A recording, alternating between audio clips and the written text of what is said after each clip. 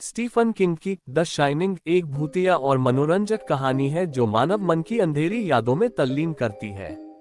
सर्दियों के मौसम के दौरान एकांत होटल में स्थित है जिसका नाम ओवरलुक है। कहानी टोरेंस परिवार का अनुसरण करती है क्योंकि वे भयानक होटल के देखभालकर्ता बन जाते हैं। द शाइनिंग 1970 के दशक में कोलोराडो में स्थापित है। ये टोरेंस परिवार पर केंद्रित है, पति जैक, पत्नी वेंडी और उनका 5 साल का बेटा डैनी। उपन्यास की शुरुआत में जैक को सर्दियों के मौसम के लिए रिमोट ओवरलुक होटल के कार्यवाहक के रूप में काम पर रखा जाता है। उन्हें होटल प्रबंधक द्वारा सूचित किया जाता है कि पिछले कार्यवाहक डेल्बर्ट ग्रेडी ने होटल के अंदर अपने पूरे परिवार को मार डाला। विशेष रूप से डेल्बर्ट ग्रेडी ने छोटी लड़कियों को कुल्हाड़ी से, उनकी पत्नी को बंदूक से और खुद को उसी तरह से मार डाला। जैसा कि जैक को बाद में पता चला, होटल का एक लंबा और भयानक इतिहास है। वर्षों से इसमें अवैध मामले, भयानक हत्याएं और भीड़ शैली के निष्पादन शामिल हैं। शायद इसके परिणामस्वरूप इसका स्वामित्व कई बार बदल चुका है। जैक अभी भी कार्यवाहक होने के लिए दृढ़ है। अतीत में जैक एक आकांक्षी लेखक और पूर्व प्रेप स्कूल शिक्षक शराब और क्रोध के मुद्दों से जूझ रहे थे। एक बार उन्होंने अपने बेटे को अनुशासित करने की कोशिश करते हुए गलती से उसका हाथ तोड़ दिया। अभी हाल ही में जैक ने एक किशोर छात्र पर हमला किया जिसने उसके टायरों की हवा निकाल दी। इस घटना ने जैक को उसके शिक्षण कार्य की कीमत चुकानी पड़ी और उसकी पत्नी वेंडी को तलाक के बारे में दृढ़ता से विचार करने के लिए मजबूर किया। अब जैक एक स्वस्थ शराबी है। उनके परिवार के साथ उनके संबंध कमजोर हैं और उनका नाटक एक लंबे समय से रुका हुआ कार्य प्रगति है, काफी हद तक अधूरा है। जैक को उम्मीद है कि होटल के एकांत में रहने से उसे नाटक खत्म करने और अपनी पत्नी और बेटे के साथ फिर से जुड़ने में मदद मिलेगी। उनके आगमन के दिन टोरेंस को होटल प्रबंधक द्वारा ओवरलुक का दौरा दिया जाता है। उनका परिचय होटल के कुक डिक हॉलोरन से होता है, जो डैनी में विशेष रुचि लेते हैं।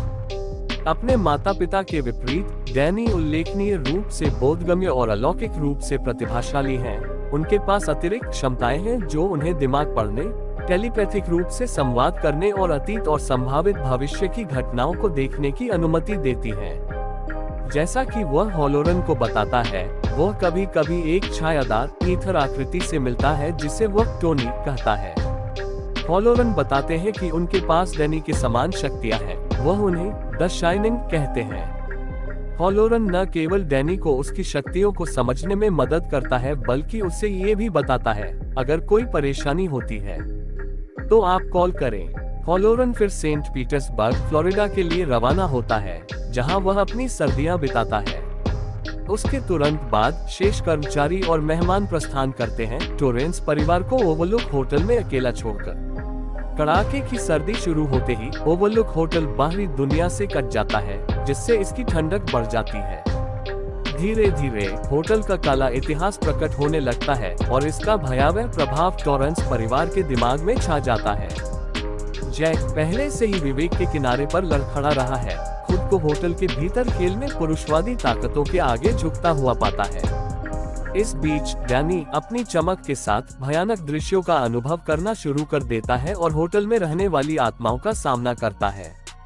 सबसे उल्लेखनीय आत्माओं में से एक, जिसकी पहले चर्चा की गई थी, पिछले कार्यवाहक डेल्बर्ट ग्रेडी की है, जिसने अपने पागलपन के आगे घुटने टेक दिए और अपनी पत्नी और 2 बेटियों की बेरहमी से हत्या कर दी। होटल का द्वेष हिंसा के इस पैटर्न को दोहराने के लिए जैक को एक बर्तन के रूप में उपयोग करने का प्रयास करता है। जैसे जैसे कहानी आगे बढ़ती है, वेंडी होटल के द्वेष के बारे में जागरूक होती जाती है और उसे और डैनी की सुरक्षा को लेकर डर बना रहता है। वह अपने बेटे को भयावह ताकतों से बचाने की सख्त कोशिश करती है और जैक से होटल छोड़ने का आग्रह करती है। हालांकि जैक का पागलपन में उतरना तेजी से बढ़ता है और वह तेजी से हिंसक और अप्रत्याशित हो जाता है। जैक होटल के बॉलरूम में घूमता है। अपने आश्चर्य के लिए वह बार को शराब से भरा हुआ पाता है और लॉर्ड नामक बारटेंडर द्वारा संचालित होता है।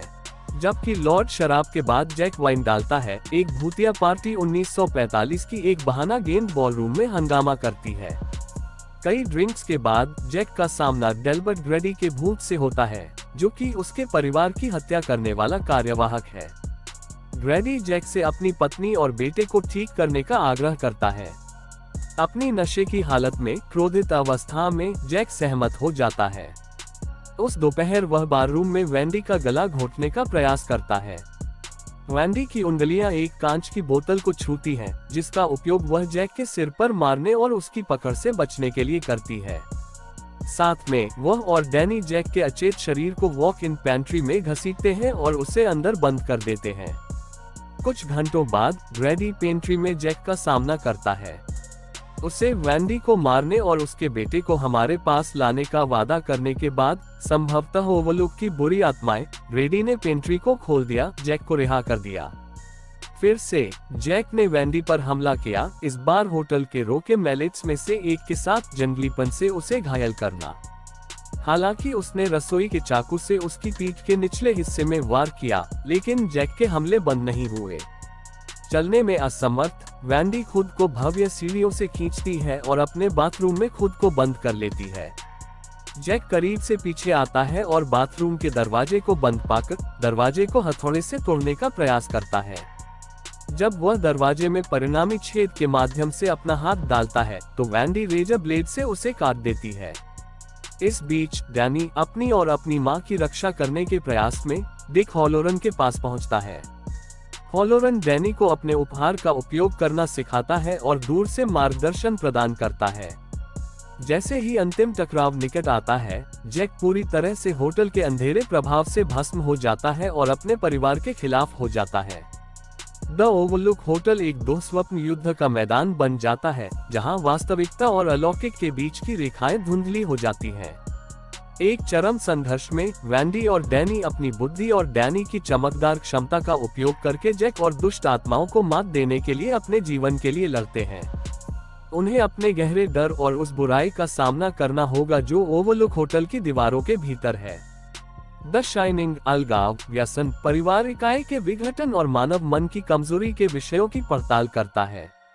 स्टीफन किंग कुशलता से आतंक और मनोवैज्ञानिक रहस्य की कहानी बुनते हैं, पाठकों को द्रुतशीतन घटनाओं और परेशान करने वाले खुलासे के जाल में खींचते हैं।